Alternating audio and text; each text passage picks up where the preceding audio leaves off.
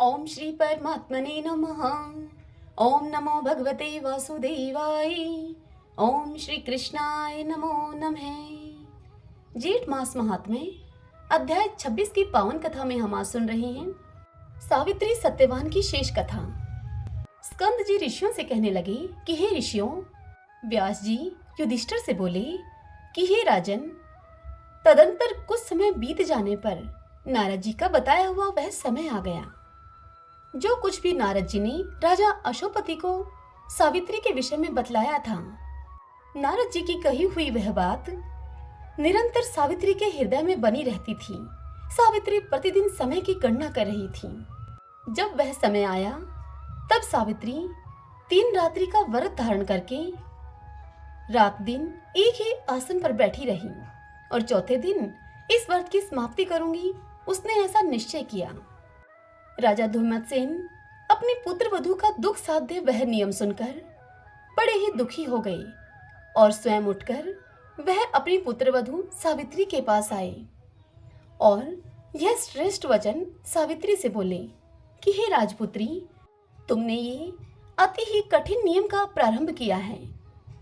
स्कंद जी ऋषियों से इस कथा को सुनाते हुए कहते हैं कि हे ऋषियों, 3 दिन का समय बहुत कठिनता से बीतने योग्य है, क्योंकि 3 दिन में अपने पति की मृत्यु का कारण जानकर इसी बीच में उस तपस्विनी सावित्री ने 3 दिन का नियम ग्रहण किया था। उस सावित्री को यह निश्चित था कि चौथे दिन उसका पति मर जाएगा। इसी प्रकार सत्यवान कुल्हाड़ी और टोकरे लेकर लकड़ियां लेने के लिए वन को चला गया। उस सत्यवान को वन में जाता हुआ देखकर वह सावित्री बोली कि हे मानद, आज मेरे कहने से वन को न जाइए। यदि आप जाना भी चाहते हैं तो मैं भी आपके साथ ही चलूंगी। इससे आगे सावित्री सत्यवान से कहती है कि हे प्रभु, मुझको इस वन तथा आश्रम में रहते हुए अब 1 वर्ष बीत गया है। सावित्री की इस बात को सुनकर सत्यवान उससे कहते हैं कि हे सुश्रोणी, मैं स्वतंत्र नहीं हूँ, मेरे माता पिता से तुम पूछ लो। हे सुचिस्मते, यदि वह कहेंगे तो तुम मेरे साथ चली चलो। अपने पति सत्यवान के ऐसा कहने पर वह कमल नेत्री अपने सास ससुर के पास गई और उनके चरणों में प्रणाम करके वह कहने लगी कि मैं वन देखने के निमित्त वन में जाना चाहती हूँ। आप मुझे वन जाने की आज्ञा दीजिए। मेरा मन पति के साथ वन जाने को कह रहा है। सावित्री के ऐसे वचन सुनकर राजा धूमत्सेन उससे बोले कि हे भद्रे, हे सुवर्ते, तुमने 3 दिन का व्रत किया है, अब उसके पारण का समय है। उसका पारणा करो और उसके पारने के पश्चात तुम वन को जा सकती हो। राजा धूमत्सेन अर्थात अपने ससुर की इस बात को सुनकर सावित्री उनसे बोली कि हे तात, मैंने रात्रि को चंद्रोदय होने के पश्चात भोजन का नियम ग्रहण किया है और हे तात, आज मैं पति के साथ वन देखना चाहती हूँ। हे नराधिप, मुझे अपने पति के साथ वन में जाने पर किसी प्रकार का कोई कष्ट नहीं होगा। सावित्री की इस बात को सुनकर राजा धूमत्सेन उससे इस प्रकार बोले। वह बोले कि हे पुदी, हे सुमध्य में, जैसा तुम चाहती हो तुम वैसा करो। इस कथा को सुनाते हुए स्कंद जी ऋषियों से कहते हैं कि हे मुनीश्वर, सावित्री सास ससुर को प्रणाम करके सत्यवान के साथ वन को चल दी। वह मनस्विनी बारंबार अपने पति को देखती रही तथा विकसित पुष्पों वाले वृक्षों और सुंदर फलों वाले वृक्षों से व्याप्त वन को भी वह देखती जाती थी। उस वन के वृक्षों के नाम पूछती हुई और कभी मृग समूह को देखती हुई वह सावित्री हृदय से कांप रही थी। अब वह दोनों वन में पहुंच गए। उस वन में जाकर सत्यवान ने शीघ्र ही फलों को लेकर काष्ठ को भी ले लिया। एक भरोटा अर्थात एक बोझ बांधकर तैयार कर लिया और वह साध्वी सावित्री वट वृक्ष के समीप बैठकर पिटारी को फलों से भरने लगी और सत्यवान उस काष्ठ को कुठार से फाड़ने लगा। इसी समय सत्यवान के सिर में दर्द होने लगा और वह सावित्री से बोला कि हे भद्रे, शूल के समान कांटों से मेरा सिर फटा जा रहा है। हे शुश्रोणी, हे सुवर्ते, मैं तुम्हारी गोद में सोना चाहता हूँ। वह विशालाक्षी मनस्विनी सावित्री सत्यवान की मृत्यु का समय उपस्थित समझकर उसी स्थान में सत्यवान का सर अपनी गोद में रखकर बैठ गई। तभी वहां कृष्ण पिंगल अर्थात काले रंग रूप वाला एक पुरुष आया। इति श्री ज्येष्ठ मास महात्म्ये सत्यवान सावित्री कथा वर्णनम षड्विंशो अध्याय संपूर्ण। हरि ओम तत्सत। ओम नमो भगवते वासुदेवाय। आइए अब आज की राम कथा सुनते हैं। सभी बोलिए जय सिया राम। आज की कथा में हम सुन रहे हैं पतिव्रता स्त्रियों के बर्ताव, धर्म और नियम, और इसी के साथ सुनेंगे श्राद्ध और धर्मारण्य का महत्व।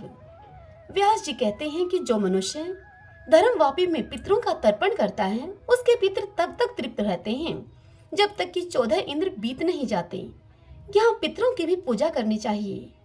जो पूर्वज पितर स्वर्ग में गए हों उन सब के लिए इस मोक्षदायिनी वापी के तट पर जाकर पिंडदान करना चाहिए। त्रेता में 5 दिनों तक और द्वापर में 3 दिनों तक श्राद्ध करने से जो फल मिलता है वही कलयुग में एक चित होकर जो एक पिंडदान देता है उसको भी मिल जाता है। कलयुग आने पर संसार के मनुष्य लोलुप और परस्त्री लंपट हो जाते हैं एवं स्त्रियां अत्यंत चपल हो जाती हैं। स्त्री, पुरुष और नपुंसक ये सब दूसरों से द्रोह करने वाले, परनिंदा प्रायण तथा सदैव दूसरों के छिद्र देखने वाले होते हैं। यहाँ छिद्र से अभिप्राय कमियों से है। दूसरों को उद्वेग में डालने वाले झगड़ालू और 2 मित्रों में फूट पैदा करने वाले होते हैं। वे सब भी इस धर्मारण्य में आकर पवित्र हो जाते हैं। ब्रह्मा, विष्णु और शिव तीनों ने अपने श्रीमुख से धर्मारण्य की ऐसी महिमा बतलाई है। हे महाभाग, इस प्रकार मैंने धर्मारण्य का वर्णन किया है। जो इसका पठन करते हैं अथवा जो इस तीर्थ का सेवन करते हैं वे मन, वाणी और शरीर से शुद्ध होते हैं।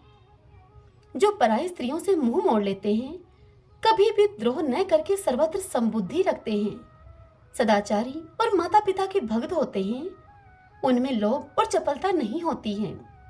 वे दान धर्म में तत्पर, आस्तिक, धर्मज्ञ और स्वामी भक्ति प्राण होते हैं। जो स्त्री इस तीर्थ का सेवन करती है वह पतिव्रता और पति सेवा में तत्पर रहने वाली होती है। धर्मारण्य के सेवन से सभी मनुष्य अहिंसक, अतिथि पूजक और सदा सर्व धर्म प्रायण होते हैं। शौनक जी बोले कि सब धर्मों में श्रेष्ठ महाभाग है सूत जी, पतिव्रता स्त्रियों का कैसा लक्षण होता है यह आप बतलाइए।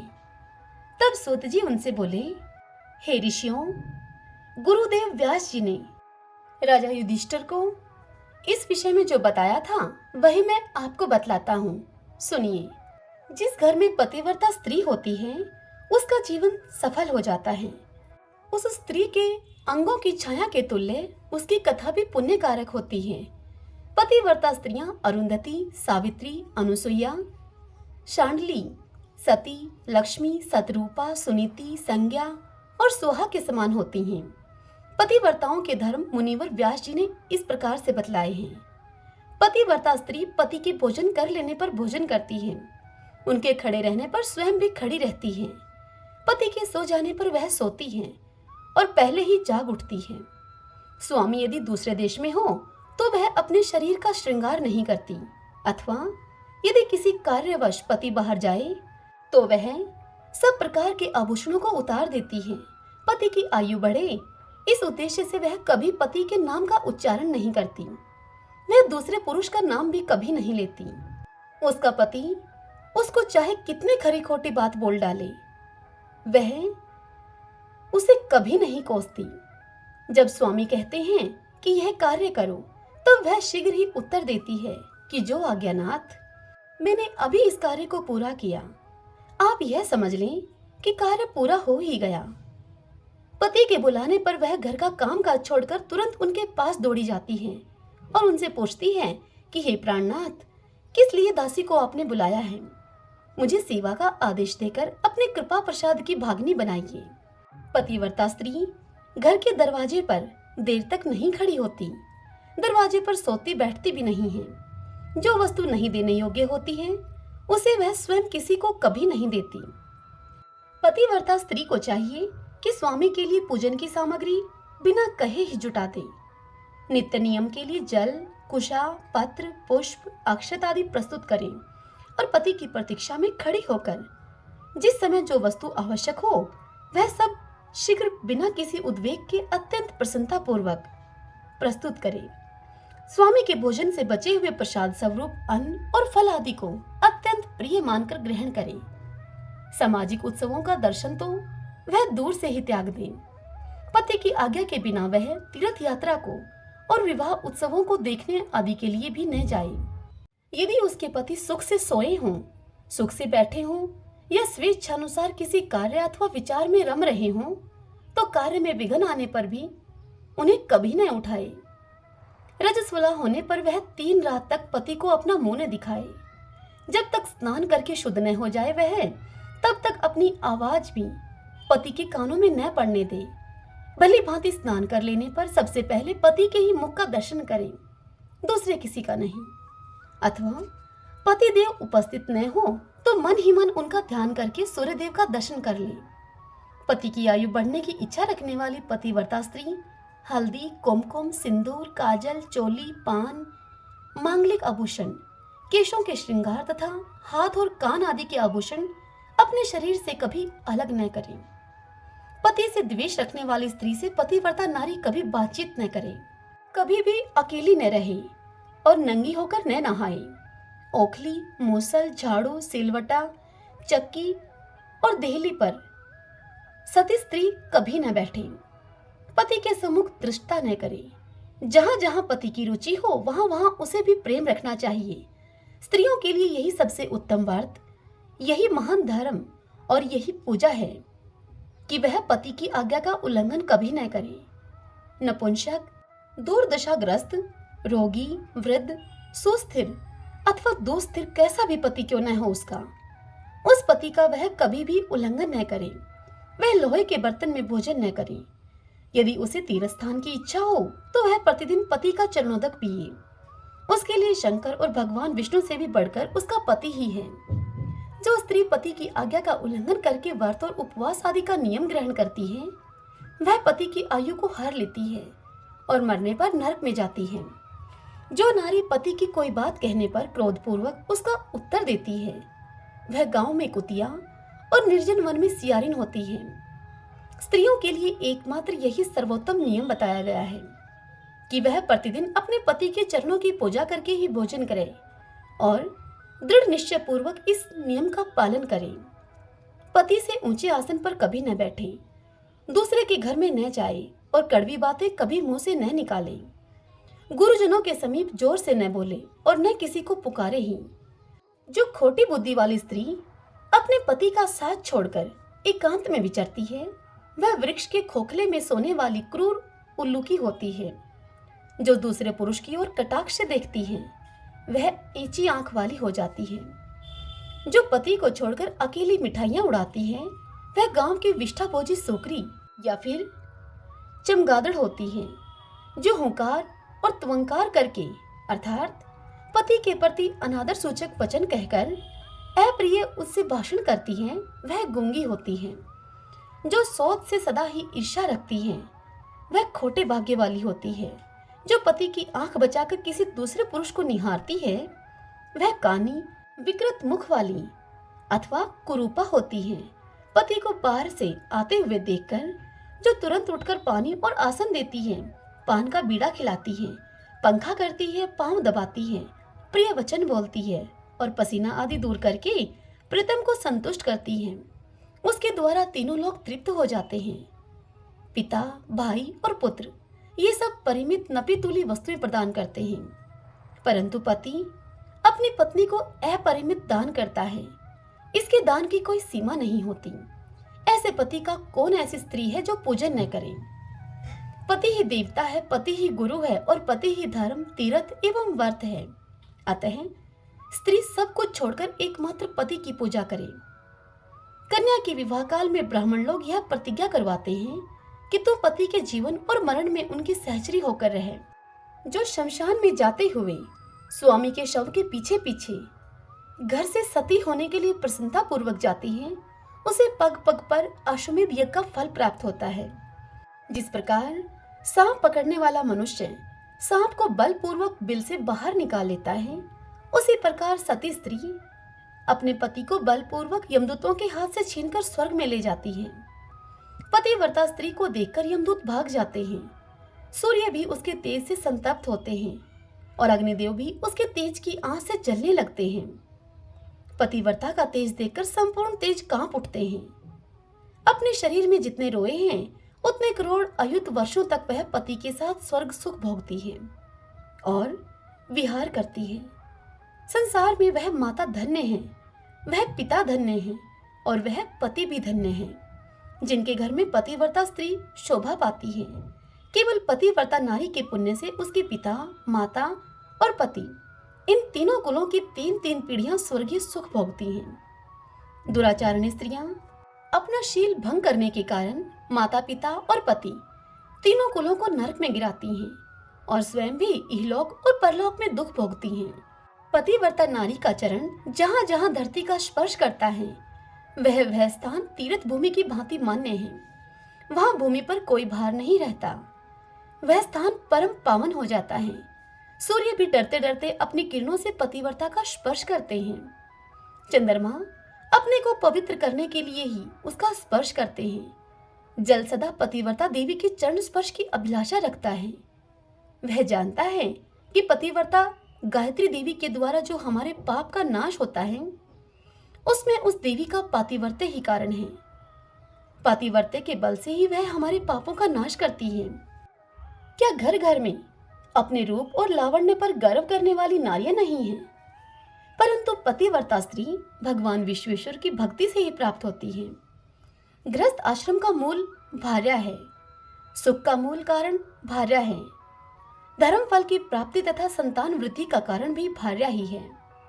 भार्या से इहलोक और परलोक दोनों पर विजय प्राप्त होती है। घर में भार्या के होने से देवताओं, पितरों और अतिथियों की तृप्ति होती है। वास्तव में गृहस्थ उसी को समझना चाहिए जिसके घर में पतिव्रता स्त्री है। जैसे गंगा में स्नान करने से शरीर पवित्र होता है, उसी प्रकार पतिव्रता का दर्शन करके संपूर्ण ग्रह पवित्र हो जाता है। यदि विधवा स्त्री पलंग पर सोती है तो वह पति को नरक में गिरा देती है। अतः पति के सुख की इच्छा से विधवा स्त्री को धरती पर ही शयन करना चाहिए। विधवा स्त्री को कभी अपने अंगों में उपटन नहीं लगाना चाहिए तथा उसे कभी सुगंधित वस्तु का उपयोग भी नहीं करना चाहिए। प्रतिदिन तिल और कुश युक्त जल से पति के लिए तर्पण करना चाहिए तथा पति के पिता और पितामह के भी नाम गोत्र आदि का उच्चारण करते हुए उनके लिए जल की अंजलि देनी चाहिए। पति बुद्धि से भगवान विष्णु का पूजन करना चाहिए। वह विष्णु रूपधारी पति परमेश्वर का ही ध्यान करे। संसार में जो जो वस्तु पति को प्रिय रही हो वह पति को तृप्त करने की इच्छा से गुणवान विद्वान को देनी चाहिए। विधवा स्त्री वैशाख और कार्तिक मास में विशेष नियमों का पालन करे। स्नान, दान, तीर्थ यात्रा और पुराण श्रवण बारंबार करती रहे। मनुष्य को चाहिए कि वह धर्मकूप पर पितरों के लिए विधि पूर्वक श्राद्ध करे।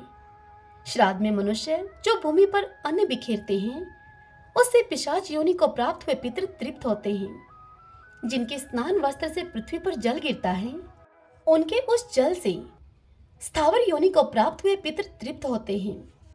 श्राद्धकर्ता मनुष्यों के हाथ से जो यवान की कणिका पृथ्वी पर गिरती है उससे देव भाव को प्राप्त हुए पितरों की तृप्ति होती है तथा पिंडों के उठाने पर जो यवान की कणिका गिरती है उसे पाताल में गए हुए पितरों की तृप्ति होती है। जो वर्ण और आश्रम के आचार एवं कर्म का लोप करने वाले एवं संस्कारहीन होकर मरे हैं वे श्राद्ध में समार्जन के लिए जो जल का छींटा दिया जाता है उससे तृप्त होते हैं। ब्राह्मण लोग भोजन करके जब मुंह हाथ धोते हैं और आचमन करते हैं उस समय जो जल गिरता है उससे अन्यान्य पितरों की तृप्ति होती है। इसी प्रकार यजमान के हाथ से अथवा उन श्राद्ध संबंधी ब्राह्मणों के हाथ से जो शुद्ध या स्पर्श रहित जल और अन्न गिराया जाता है उससे उन पितरों की तृप्ति होती है जो कि नरक में पड़े हैं अथवा दूसरे किसी योनि में चले गए हैं। मनुष्य अन्यान्य उपार्जित द्रव्य से जो श्राद्ध करते हैं उससे चांडाल आदि योनि के पितरों की तृप्ति होती है। हे वत्स, इस प्रकार श्राद्ध से अनेकों अनेक बांधवों की तृप्ति होती है। यदि अनाज के द्वारा श्राद्ध करने की शक्ति न हो तो केवल सागों से भी उसका अनुष्ठान हो सकता है। अतः मनुष्य भक्ति पूर्वक शाक से भी श्राद्ध करे। श्राद्ध करने वाले मनुष्य का कुल कभी दुख में नहीं पड़ता। यदि धर्मारण्य में सब पाप ही पाप किया गया हो तो निश्चय ही पाप भी बढ़ता है और उसे करने वाला घोर नरक में पकाया जाता है।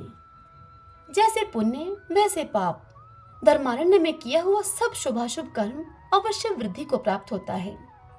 हरि ओम तत्सत। ओम नमो भगवते वासुदेवाय। जय सिया राम।